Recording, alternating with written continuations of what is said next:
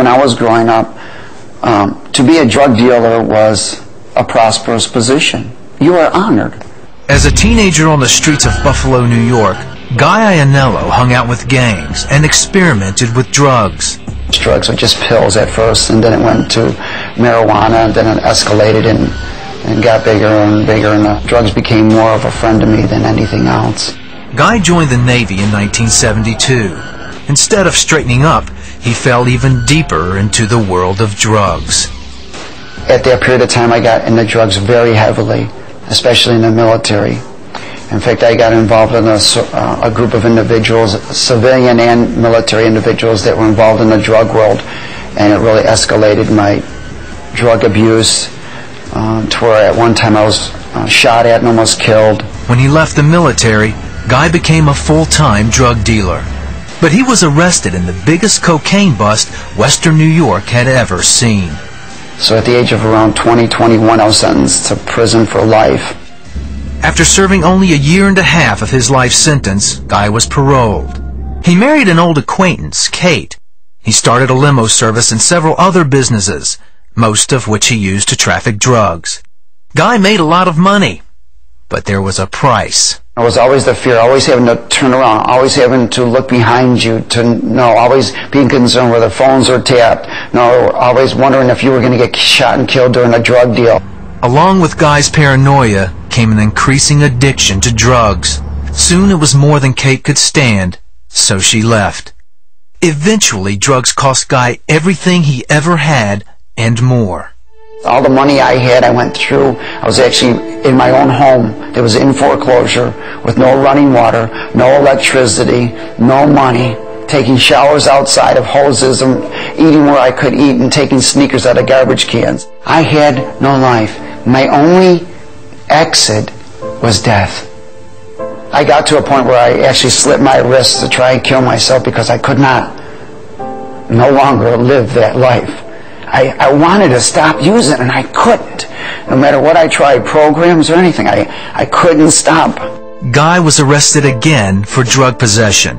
He was out on bail when he ran into an old friend who invited Guy to church. I thought, well, what do I got to lose? I've tried everything else. Later that afternoon, the service was still on Guy's mind. That preacher said, just ask Jesus. So I sat up and I said, you know, God, I know you're out there somewhere. I know you're out there somewhere. I believe you're out there somewhere. I've been brought up that way, to believe that there's a God, but I don't know you. And I said, you know what? I began to weep and cry, and I began to repent. I said, you know how many people I've hurt? I said, I'm sorry. How many families are destroyed? How many people I killed by selling them drugs or causing money to go into a place where somebody was murdered or whatever. And it just began to affect me terribly. And I began to weep and cry. And I said, I'm sorry. I'm sorry. I'm sorry for everything I've ever done. And I said, Jesus, please take this life over and come into this heart. Take me. All of a sudden, this love started filling me and filling me. It was overwhelming me. And I began to discern or compare that this love was everything I've been looking for through drugs, alcohol, women, power, money. And I realized, wait a minute, it's you. It's you I've been looking for this whole time. You. Guy couldn't wait to tell everyone he knew about his encounter with Christ. He even flew out to tell his ex-wife. Kate couldn't believe the change.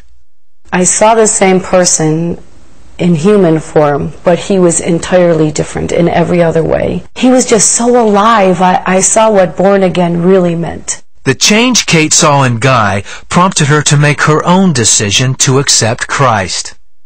I was in the New Age just really looking for a supernatural God. If God was God, he could still do supernatural things.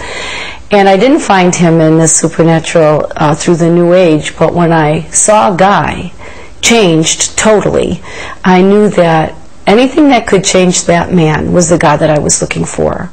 While Guy was a changed man, his past was still on trial.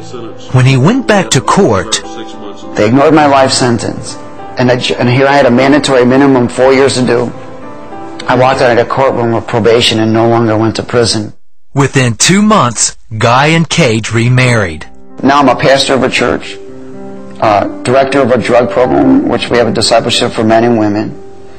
and we minister in the jails. We own a construction company called Covenant Builders where we can disciple these men and then teach them a trade. I can honestly say that I am married to a man of God and very honored that God has chosen me to be his wife. He has the highest integrity of any man I know. He's honest, he's faithful. He cares selflessly about others. He's just really a true picture of what Jesus is to me and my family and to the people around here. Today, it's not about wealth or fame or power. I am so rich, rich with his love, rich with his presence, rich in the things of the knowledge of truth that have set me free.